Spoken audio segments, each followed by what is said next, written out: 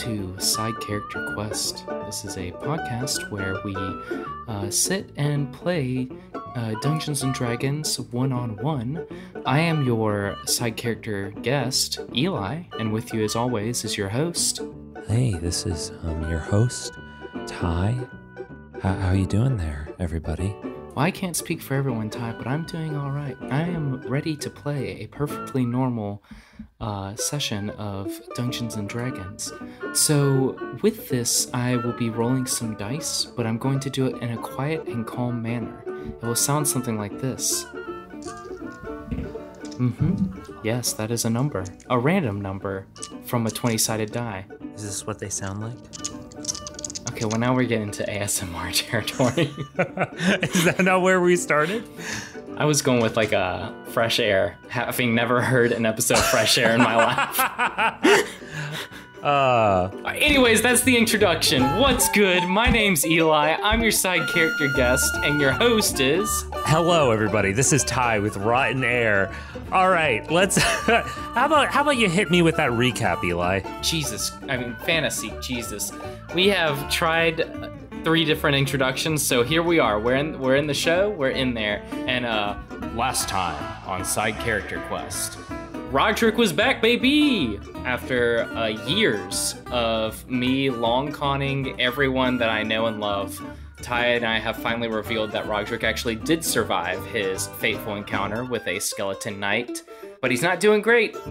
He has woken up in a jail cell, missing his left arm, and he has had to rest and relax to try to build up his strength. He eventually had a second prisoner join him in an adjoining cell, who was a skeleton, who revealed themselves to be an artificer named Treya, who revealed this by using a cool, like, jawbone. Did she explicitly call herself an artificer? Yeah. Okay. I believe Treya. That's cool. I think so. Didn't it? Sorry, Yeah, because Roderick asked if she was a wizard, and she's like, I'm an artificer. Oh, okay. And she had a cool, like, little magical implement that allowed her to cast sending at will, and thus speak directly to Roderick. Message, actually, but yes. It's sending now. Anyways, she can cast message at will. Roderick was able to communicate with her for a bit, and he found out that skeletons are sentient, and they don't know that they're skeletons. And then Roderick puked, and now he's having a crisis of faith and is working on an escape plan with Treya that has involved him getting a notebook that does have some magical cards in it. It's gonna let him cast some spells. He's also stolen 2 dinner trays. I think I hit it. I think I hit all the high points. Yeah. Are those the high points? I feel like I rambled there for a while, Ty. You did ramble a little bit, but that's okay. Yeah, I think you hit everything. So how about we roll right in?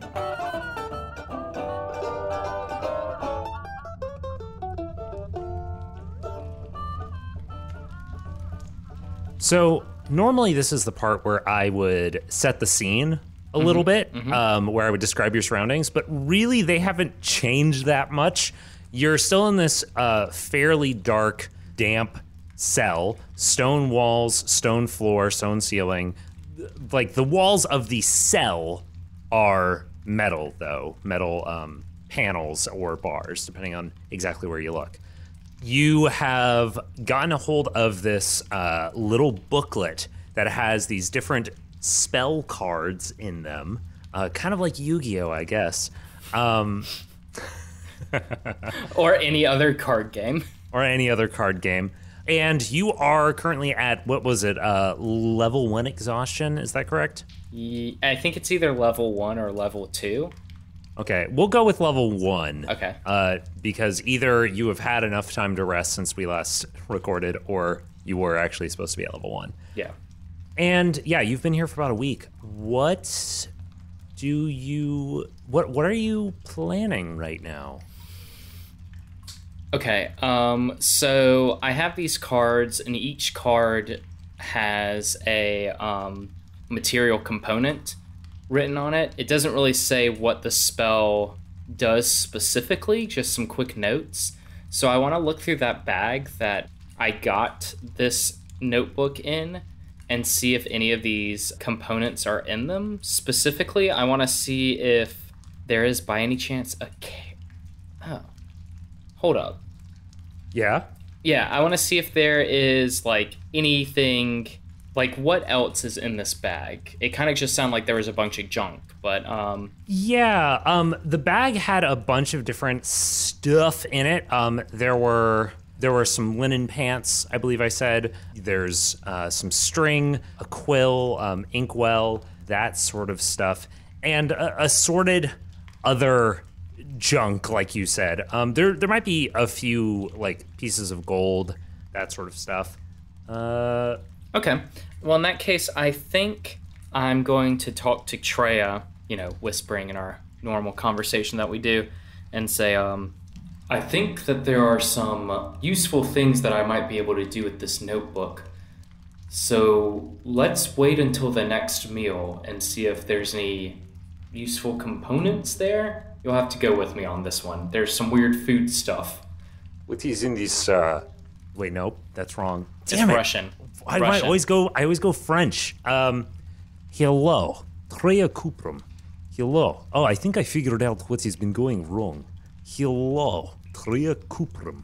There we go. What is it that you found in the booklet? What do you need?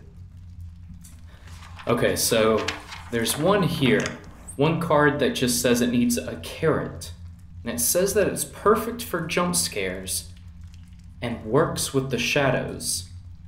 And it says that the prank potential is essential. I don't know what that means. It's a weird sounding booklet. Yeah, I think it might be for pranks. Everything here says pranks. Prank potential. So, hold on.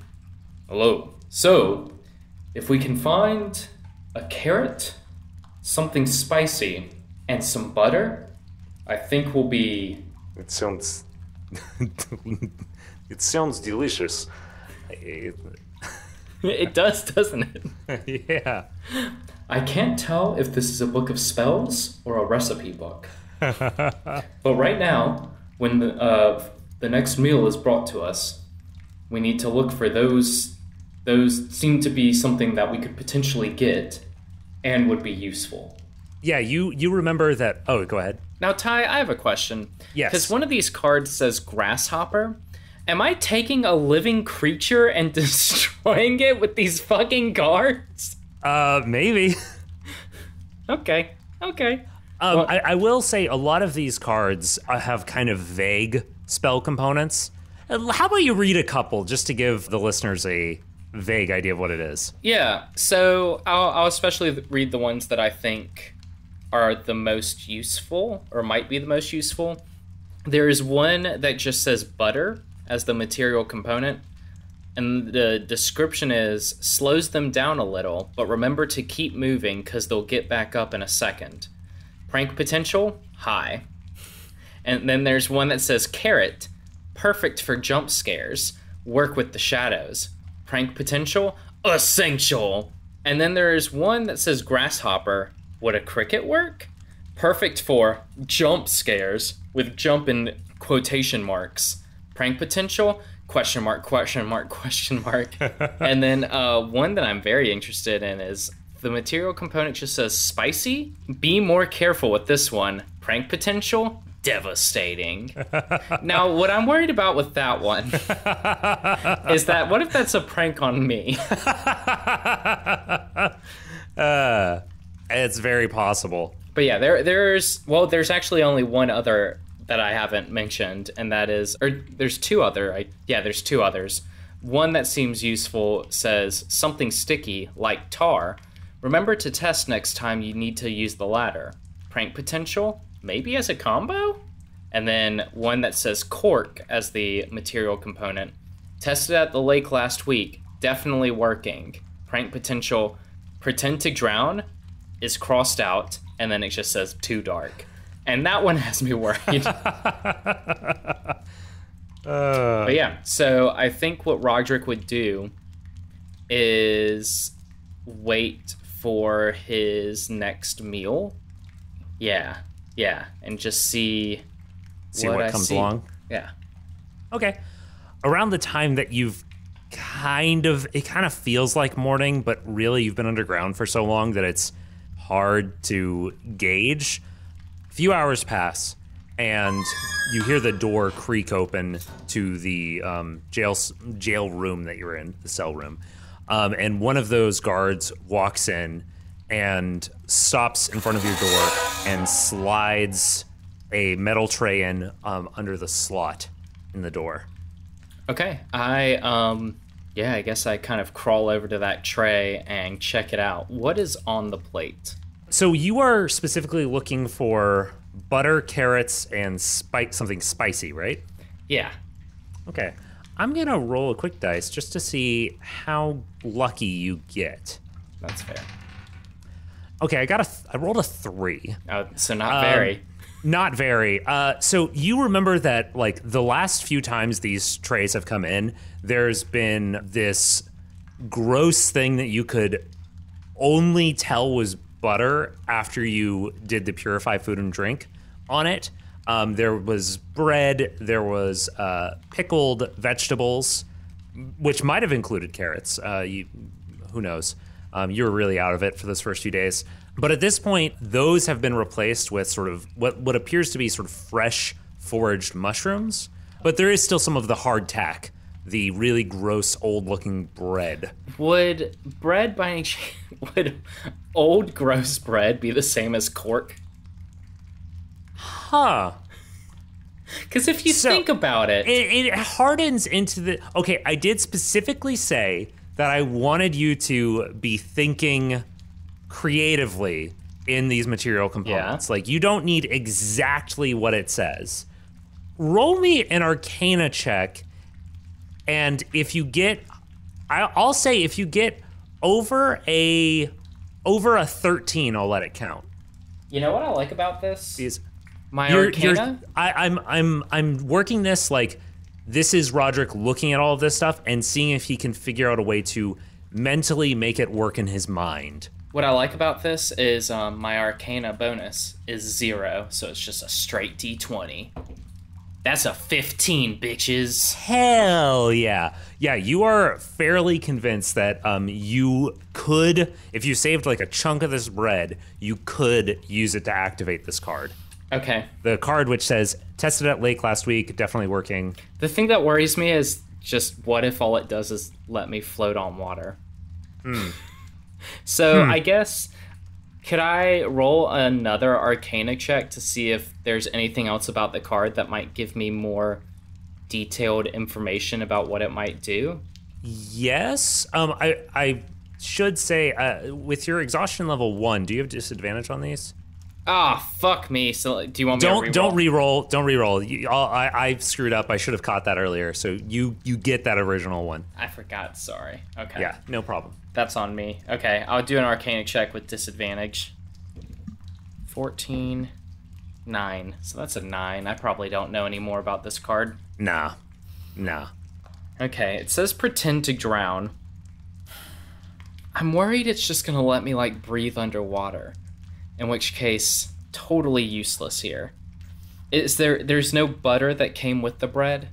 No, not this time around. Now, Ty, I want to point out that this is based on Southeast Georgia. There's buckets of gravy. If you're telling me that there's no butter with this bread... It's devastating. The cruelest thing joke they could do. Okay, I guess I'm going to look at Treya and say, okay, Treya, I don't know what this is going to do, but I'm going to wait until the next time a guard walks by to check on us, and we're just going to see what happens, I guess. Sound good? Hey, that sounds perfectly fine. Damn it. I shouldn't have chosen this voice. Hello. That sounds fine to me. Okay. I think I have a plan. So yeah, I'm going to get together my 2 trays that I have been just hiding in my bed. Mm-hmm. And I'm going to prop myself up by the door to my cell. and just wait until the next time a guard would come by to check on me. Like, specifically when I would hear a guard walk into the cell block, so maybe before they are within sight of me. My idea is once I hear someone walk by, I'm going to activate it and hope that this makes me seem like I'm dead or something, and thus... Interesting, okay. Hey, Ty, this exact strategy has worked before in a different D&D game, so... Yeah, I know. We'll see if it works for Roderick. Do you do anything in the time while you're waiting, or are you just like chilling? Because it's going to be a few hours before that happens. Do you just kind of like rest up, or? Yeah. Yeah. I think I'm going to rest up. I think I'm going to set up like one of these trays beside me. Okay. Like sort of under a blanket. So I'm almost going to like bring a blanket and a tray down so it looks like I've huddled into a corner. Oh, nice. Yeah. Okay. I got a plan. It's not a good plan, but it's a plan. It's something.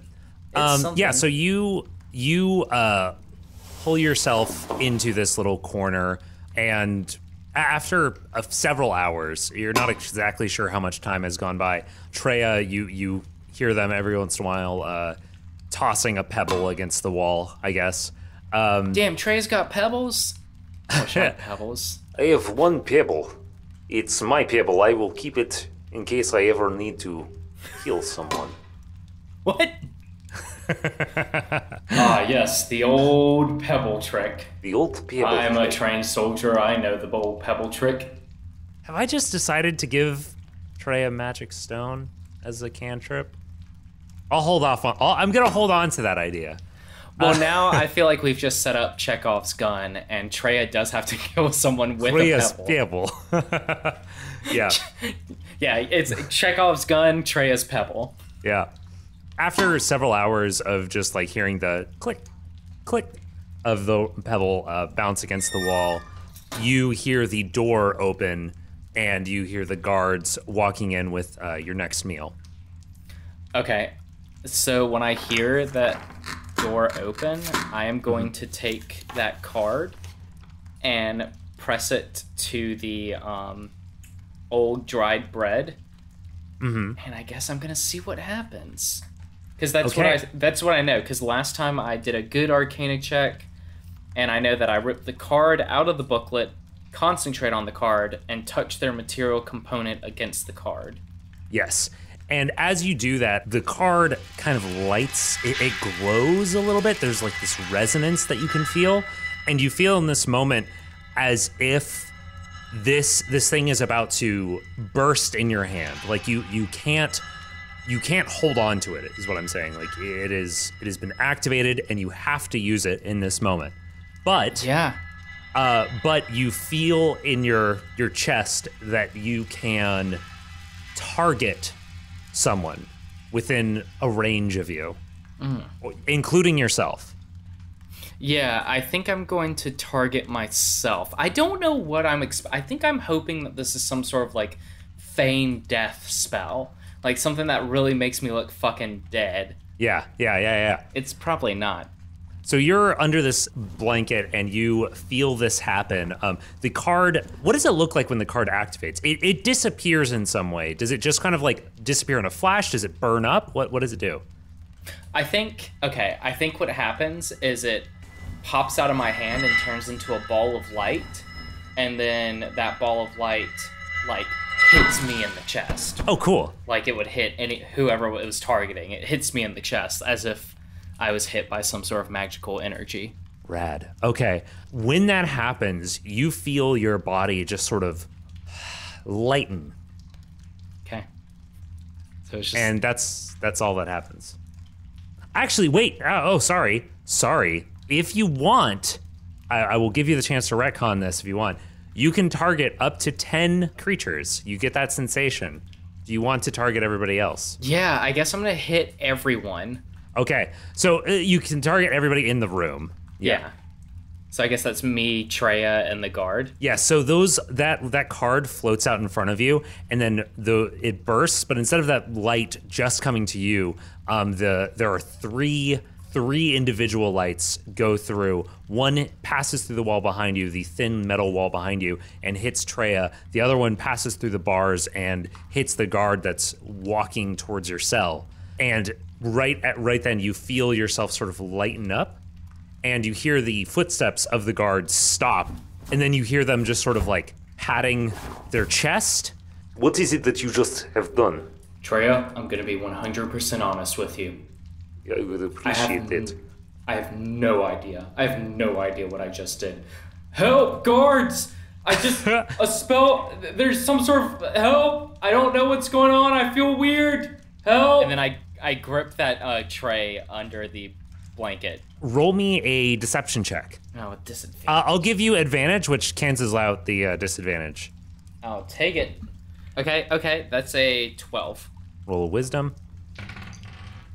Ooh, 10. Ooh, okay. So the guard, you hear them, you see them like go around the corner and look into your cell, and they still have a hand on their chest, presumably where that light hit them as well, and they grab onto the bar of your cell, and you see their jaw moving as they're saying something to you. It hit me as well. It hit me as well. I don't know what happened. There was some sort of blast. It came from in here. It came from under the bed. Are you asking for help right now? Yeah. Roll me a persuasion. I am not gonna give you. Yeah. I'll see no, if, you don't need to okay. because I rolled a crit 20 or an 18. So I'll take that 18 persuasion for a total of a dirty 20. And they got a 3. All right. They open the door to the cell, and burst in towards you, pulling their cudgel out from their side, from their hip, and move towards the bed, going to grab the corner of the bed and flip it against I said it was attached. So no, they kneel down and look underneath and start jabbing the cudgel underneath, waving it underneath to see if they can knock anything out from below. Okay, so their back is to me? Their back is to you right now. Okay, oh, fuck. You know what? This maneuver would be a lot easier if I had 2 arms. So I am going to, You already have disadvantage. It's not like you're gonna get double disadvantage. Well, okay, so my plan was to, since I'm feeling lighter and I bet they're feeling lighter, I wanted to try to wrap this blanket around them from behind and just kind of like pick them up if I could, because they're skeletons. They can't be that heavy, and they're potentially lighter. And then basically I want to tie this guy up. I can't tie him up though. I don't have 2 arms. Do you think, does Roderick like go to do this only to like realize that he can't?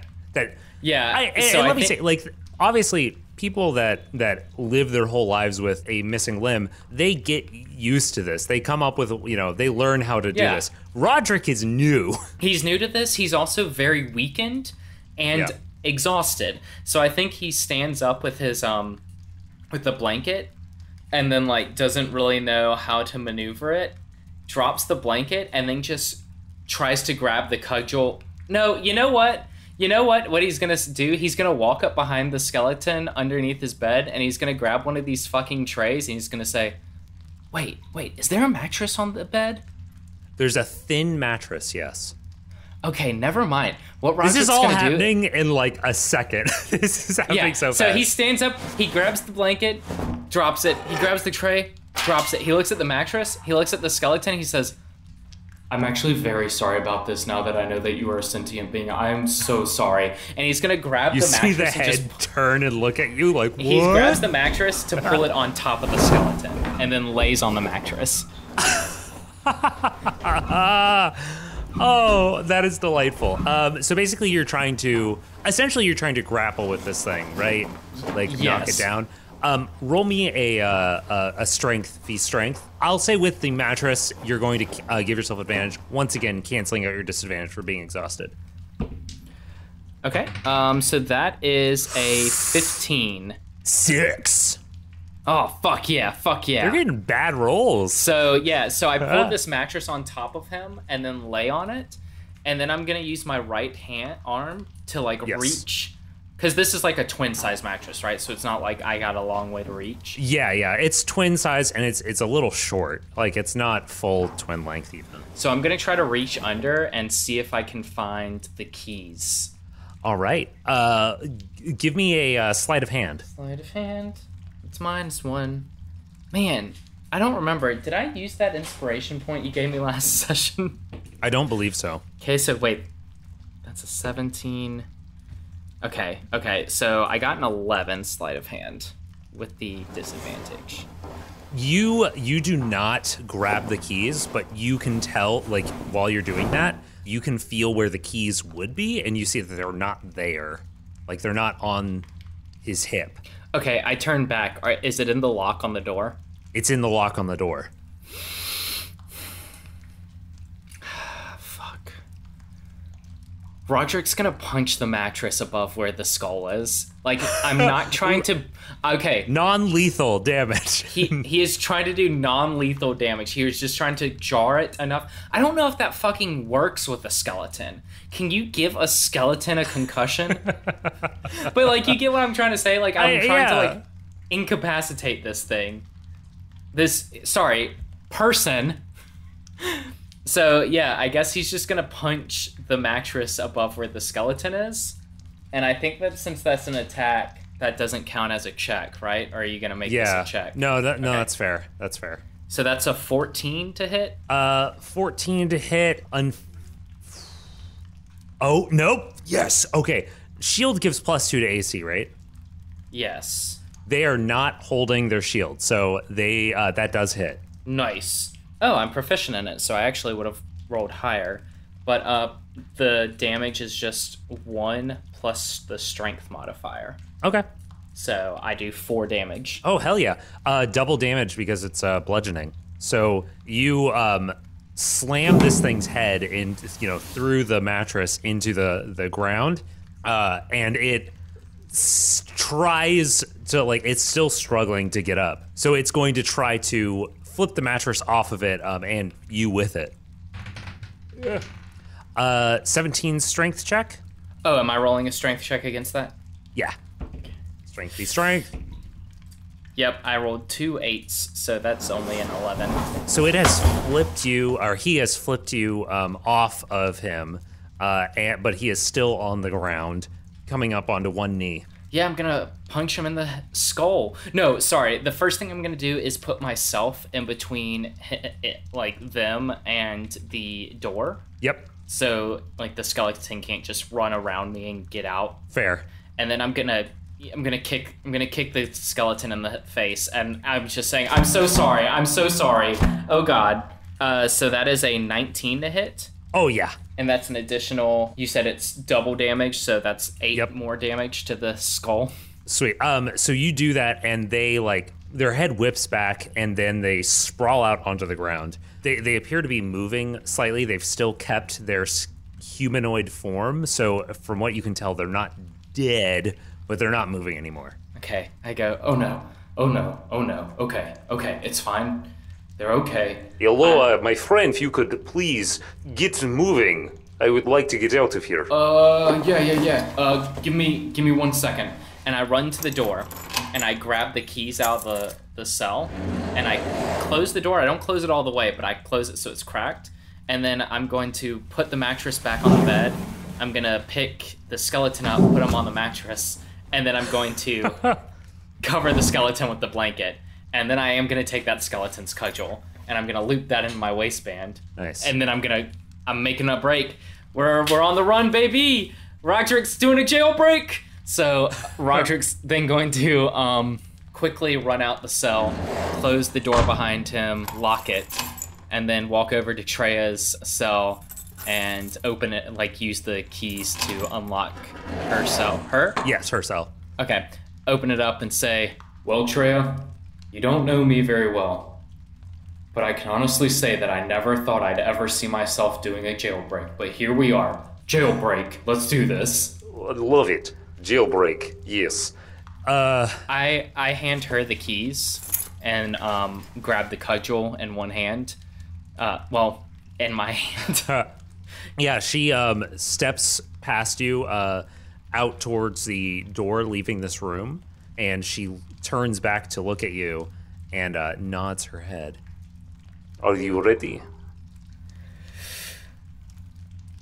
Wait, were there carrots on the tray that the guy was bringing? I look around because I assume he dropped the tray when he got blasted. Is there a carrot anywhere? There is not a carrot. Dang it. Okay.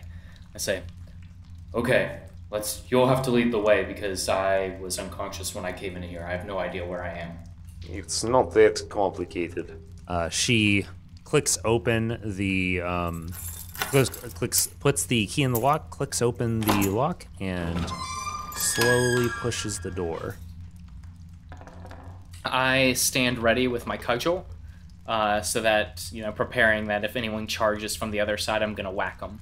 Gotcha. Yeah, the door fully opens, and as it does, you hear the immediate sound of, well, not immediate, you hear the sound of sort of clicking and clacking, and you see more, just like the room that you're in is lit by this faint blue light, the room that you're stepping into also has that, as well as a bit of, like, I said faint blue light. Really, it's bright enough in this space that you can see significantly better.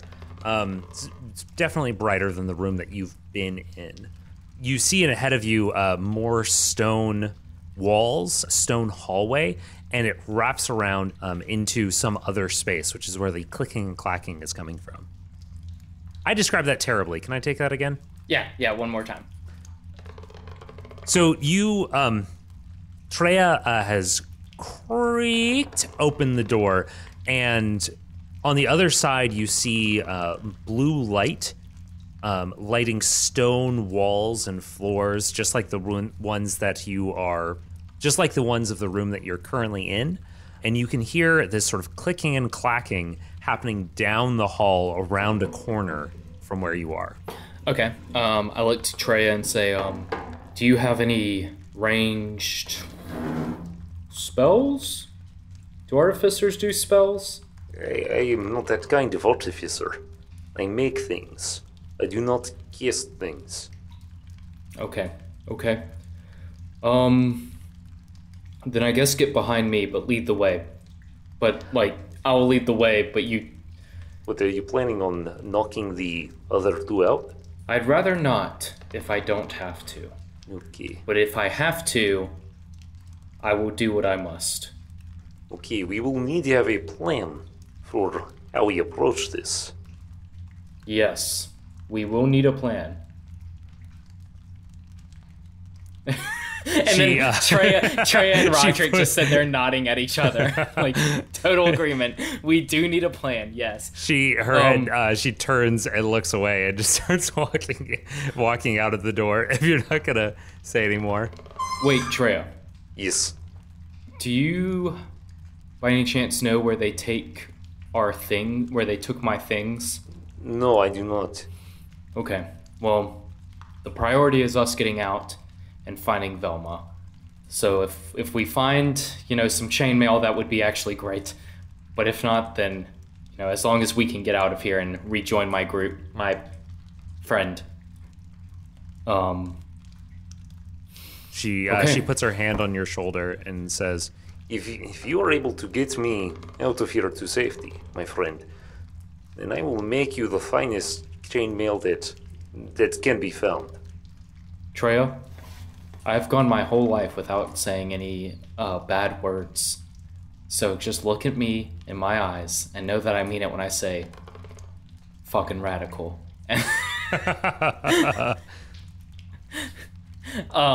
So anyways, yeah, I guess I just tell her, probably would have been a good idea to steal the armor off that skeleton. However, I assume we probably don't wear the same size.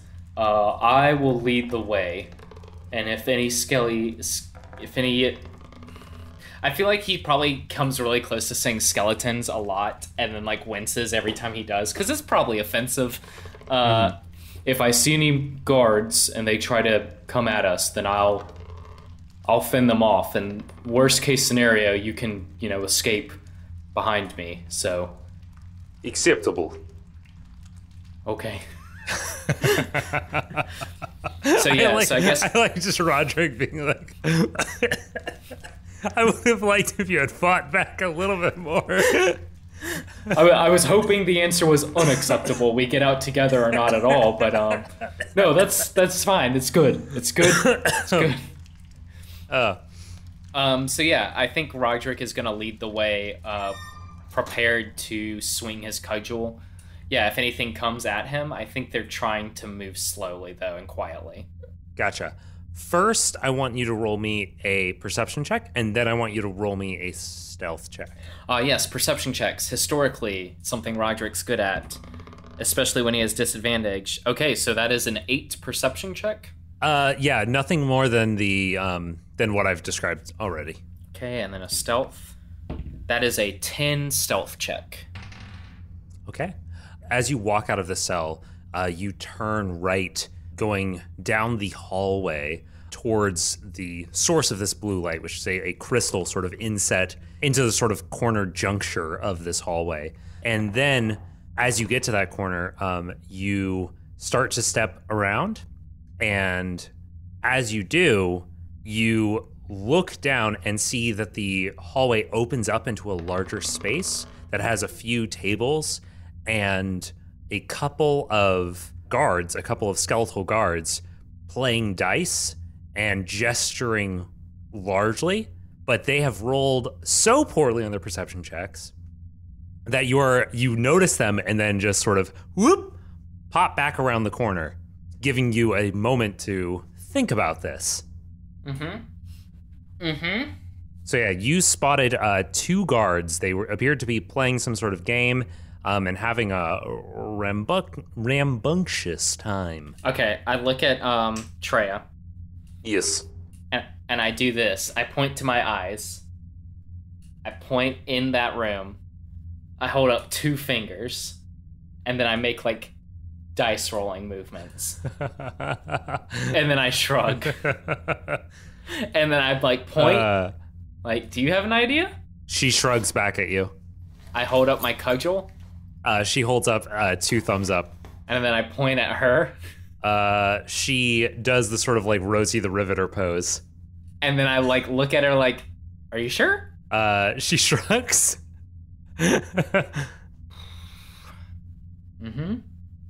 Okay. Leroy Jenkins! I run in. And I try to like tackle the nearest skeleton to me with the jump. I am jumping at them with the cudgel. I'm going full on like big guy rushing at you with a club. What are you gonna do? Okay, you are fully surprising this person, coming at them from behind. The other person sees you coming but is not able to do anything. Roll me an attack with advantage. Okay, so that is an 18 plus 3 is 21 plus my proficiency because what? Jesus Christ. Yeah. What is the cudgel? I'm assuming it's like a club. Yeah. Okay, club. yeah. And I'm pretty sure that paladins have proficiency. Yeah. Yeah. So, yeah, I got a 23 to hit. Does that do it? Yes. Yeah, 1,000 times, yes. So that is 10 bludgeoning damage. And I'm aiming to do the same thing. Like, I'm trying to incapacitate. I'm not trying to kill. But I also think that Roderick does not know the best way to incapacitate a skeleton. So if I end up killing any of these guys, that's going to be another death on Roderick's conscience. You hit them on the head. They sprawl out on the ground next to the table. The other one stands up, pushes their chair back, and then comes around. That would be 12. Okay. What is my AC? I don't have armor. So I think that's just... It's 10 plus my dexterity modifier. So that is 9. So Jesus. Yeah, it hit. The skeleton hits me. Yeah. Does 2 damage. Okay, so I'm going to... Do I have an extra attack? I don't know if I do. I do have an extra attack. Fuck yeah. So I'm going to the one that I hit real hard, is that guard on the ground? That guard's on the ground. Okay, so I'm going to kick that one in the head. Jesus. Okay. So that is a 12 to hit. Okay. That does hit this one. So with the bludgeoning double damage, that's 6 damage to its head. Okay, you kick this one in the head, and it just sort of like flops down on the ground. Again, still retaining its shape, but it does not appear to be moving. And then with my extra attack, I'm going to crack this. I'm going to hit this other guard with my cudgel. Ooh, that's not great. That is only a 3 plus... So that's only an 8 to hit. After you kick this one, you swing your club at the one that had just rounded the table, and they just sort of, curve the belly, jump backwards, and you just miss them as they back up out of your reach. Right as that happens, though, you hear Treya come rushing past you. Oh, gosh. With a 20, unnatural 20. She slams against this one and throws them to the ground. Oh, goodness. And they got a 19 in a strength v strength. So they are grappled to the ground, and Treya is holding them down. It is time that you give up. My friend and I are not going to be staying here. I flex my arm. Is that an intimidation? Yeah, that's definitely an intimidation. Give me an intimidation. You're holding that cudgel, you flex your arm. Question, can I get advantage on this to counteract the disadvantage? I think, considering the situation, sure. Fuck yeah. You've just, knocked somebody to the ground. They assume that you've probably done the same to their buddy in the prison cell. Yeah, that's a 16 intimidation.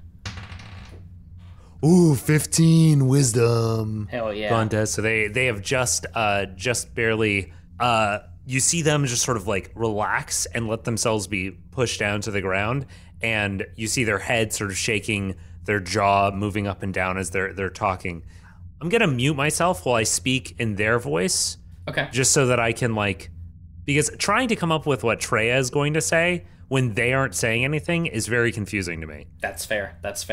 Listen, you can go. I swear. Just leave me alone, okay?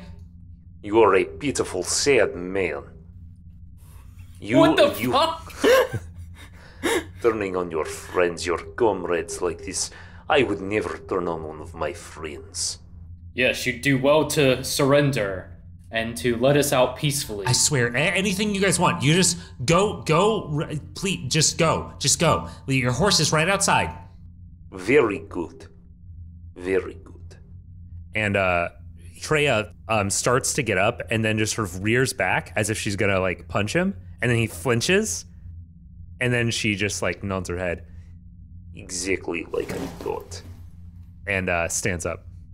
Where I come from, that's 2 for flinching. She kicks him twice. Fuck, hell yeah. I look at her, and It doesn't kick him hard, but just a little bit. I do the what I can do for the Rosie the Riveter thing. I was like, okay, Treya, I am impressed. Let's get out of here. Very good. Yeah, so you guys walk out of the wait. Yep. Treya, grab their cudgels. Looking at the ground, you see one of them, the one that's actually physically on the ground that you first snuck up on. Theirs is still on their belt, so she grabs that, and then the other one, the person she had grappled, his has sort of flown across the room. She picks up that one as well. So now she's carrying both of these cudgels, dual wielding akimbo. Cudgel dual wielding. Treya, the dual wielding cudgel artificer. She's unlocked the akimbo feat in Call of Duty. All right, let's get out of here. Yeah, so you guys walk past the desk and the table and walk over to the door out of this main room. Opening this door, you leave behind the well-lit blue glow and and just see like darkness and hear flowing water. Treya, can you see in this? I cannot. I cannot see in this, no. Okay, do you know where we are? I assume that we are somewhere up the tunnel. I don't know the exact way to describe it, but we are not too far from the town. Not too far from the armory and near the canal. Okay. So you can get us now. This town is. I don't know how big this area is. I don't know. Is there are there several towns nearby, or is there just the one? Several towns nearby? No. Several towns in general? Yes. This place is purposefully labyrinthine. It's going to be very hard to find our way around just by ourselves. Especially since we cannot see. Yes. I keep looking through these spells, like maybe Roderick's faith isn't so shaken. Maybe he would... Roll me a perception check. You're definitely having disadvantage on this because of how dark it is. That's fair. I should almost immediately fail between... Okay, so that's a 17 and an 18! That's an 18 total! Yeah, looking around, you hear you pick up on a few things. First of all, in the faint light, you open up the door a little bit more, let out more of that blue light that's emanating from the room that you've just left, and you see the reflecting water on the ground. Basically, the beginning of a canal, essentially, that reaches off down the tunnel. You also see, you hear the stomping of hooves. You see a symbol, a crest, emblazoned on the wall of the tunnel that you're in, and you also see a small stand next to a boat. Okay. Is that the boar crest still? Yes, okay. It is the boar crest, which matches the crest that was on your hammer. Yeah, I look at that and I point to that and I say, that reminds me, Treya, I still have a lot of questions, but we need to find somewhere safe and we need to find my friend first. So, if we take this boat, will this lead us back to the town? No, this will lead away from the town. The town would be going back this way. She points the opposite direction? I don't know what goes where these tunnels lead. Sorry, I cannot answer that question. As I said, these tunnels are purposefully labyrinthine. Unless you find someone who is knowledgeable about them, you're never going to make your way to a specific location. Let's go get that guard. I'm gonna look around. You said I was hearing the sound of hooves? Yeah. Yeah, I want to see if I can find the assumedly skeleton horse making that sound. Yeah, so you so when you exit this space, or exit this door, ahead of you, the tunnel goes and sort of turns into a sort of canal tunnel. Okay. If that makes sense. Like there's water filling the grounds and there's like a little boat in it and that sort of stuff. Behind you, around the corner from where you are, the tunnel continues and is solid earth. There's not water there. And there you see these wooden stables that are sort of built into the wall. And those wooden stables, you see 3 skeletal horses tied up. Okay. Yeah, I guess I'm gonna walk up to the one of those horses. And are there any like saddles nearby, or are they already tacked and saddled and everything? 2 of them are tacked and saddled. One of them is not, but its saddle is sitting nearby, just resting on that thing that horse saddles sit on. I feel like there's a thing. Yeah. Sitting next to it. And you actually recognize this horse. Is it Moonbeam? Yes, it is Moonbeam. Moonbeam! Fan favorite Moonbeam is back. We found one of my friends. I say, Treya, this is a great sign. This is my friend Moonbeam. And I go up and I pet its horse skull. It does a nice horse movement. I don't know what that would be. Yeah, like a little nuzzling, maybe. Little nuzzling. Yeah, okay. And so this is the one that does not have the saddle on it? Yeah, it doesn't. Presumably because they knew that this one wasn't going to be in use.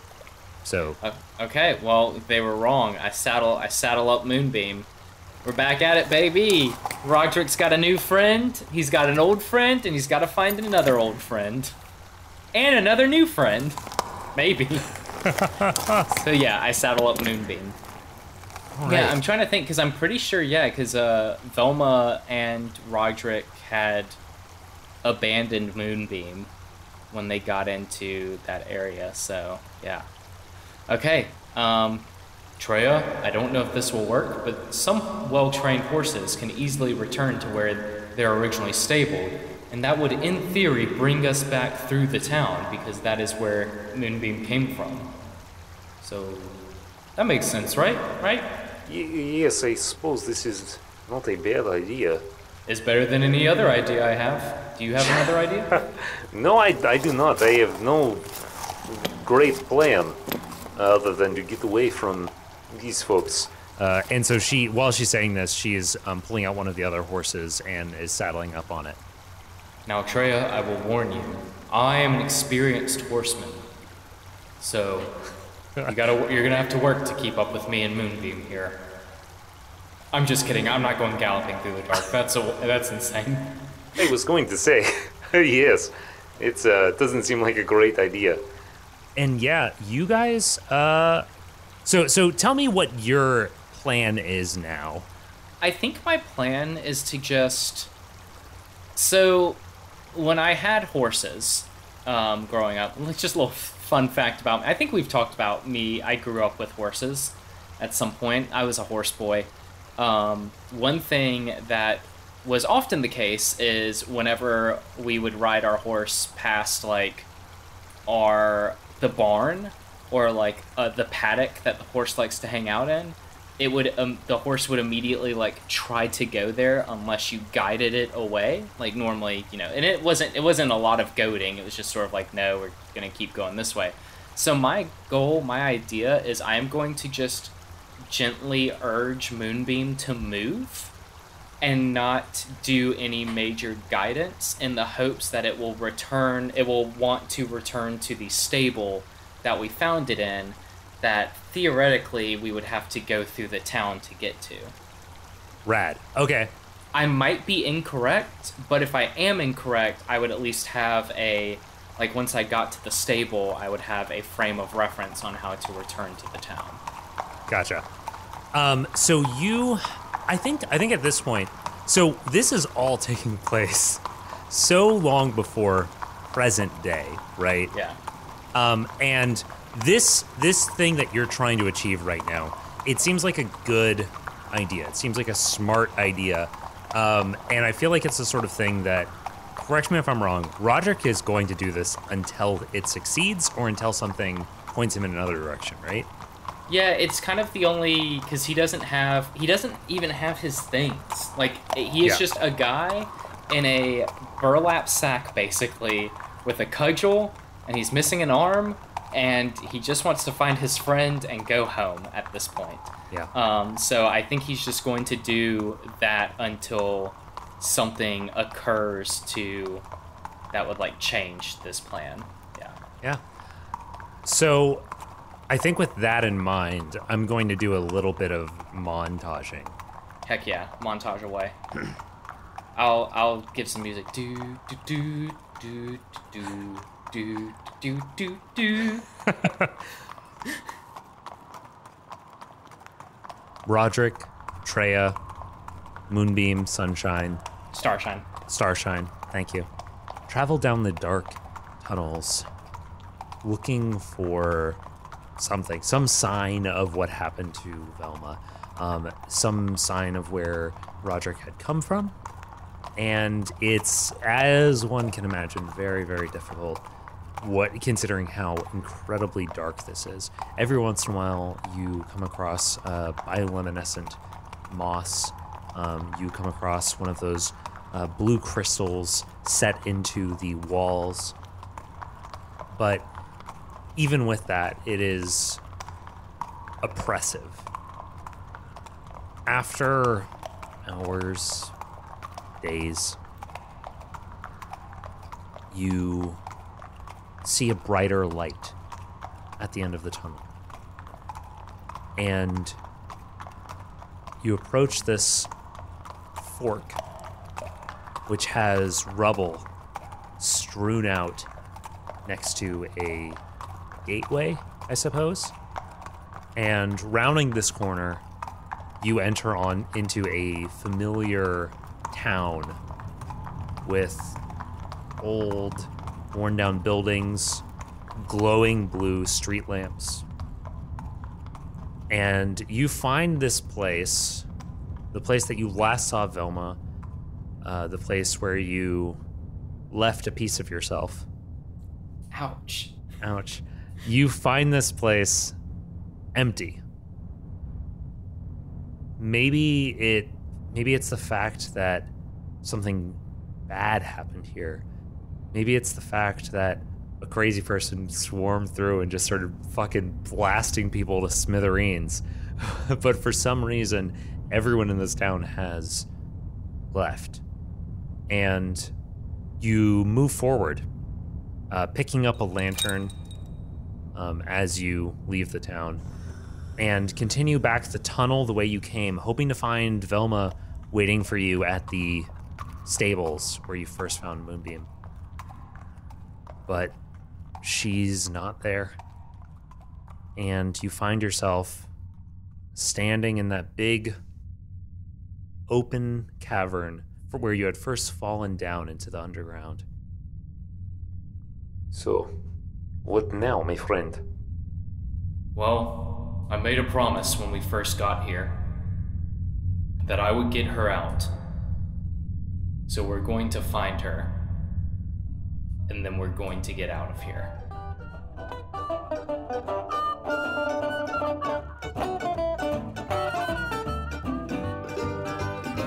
Ooh, boy, okay. This was a real uplifting session, Ty.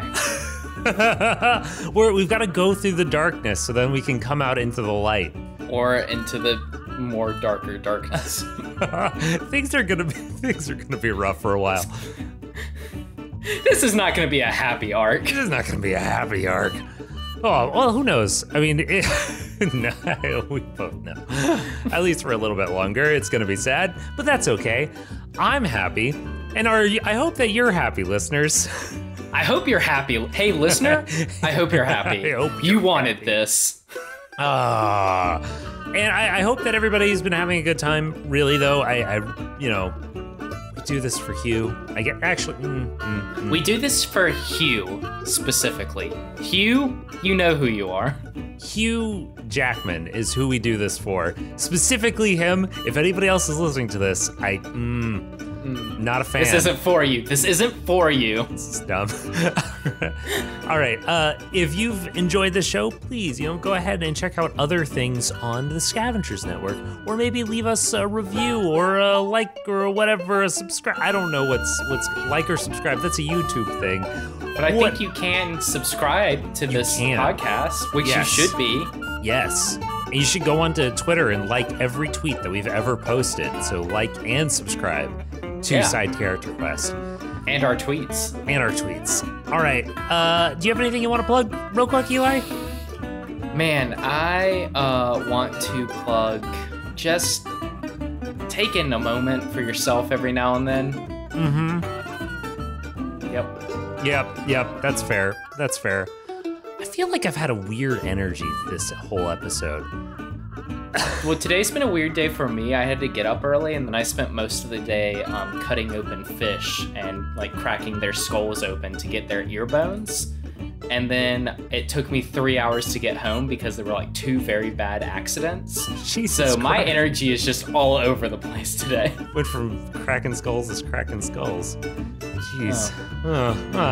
All right, let's go ahead and pitter patter on out here. Wait, nope, we're not pitter pattering. Nope. We're trying a new thing each time. I completely We talked forgot. about this last time. Okay. So this time, we're just gonna take a moment. This has been Side Character Quest. I've been your side character guest, Eli. And I've been your side character, Quest Kai. I think I'm gonna Thanks to the Joy Drops for the use of Not Drunk as our intro and outro music. Find them at thejoydrops.com. You can find us at sidecharacterquest.com, at SCQ Podcast on Twitter, or by email at sidecharacterquest@gmail.com. The Scavengers Network. Creator-driven, Community-focused. treasured content.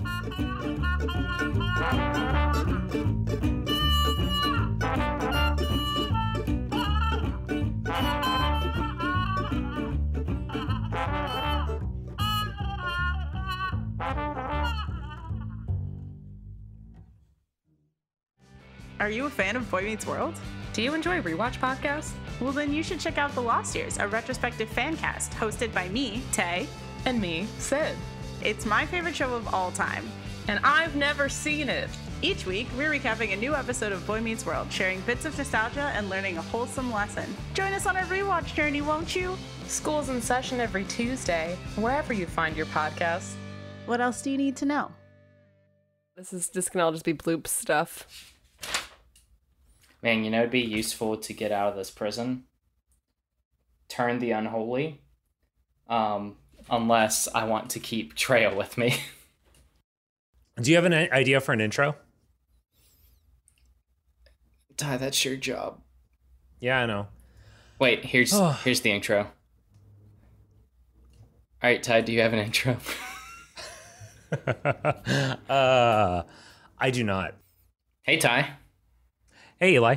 You ready to have me on to Side Character Quest for the first time ever?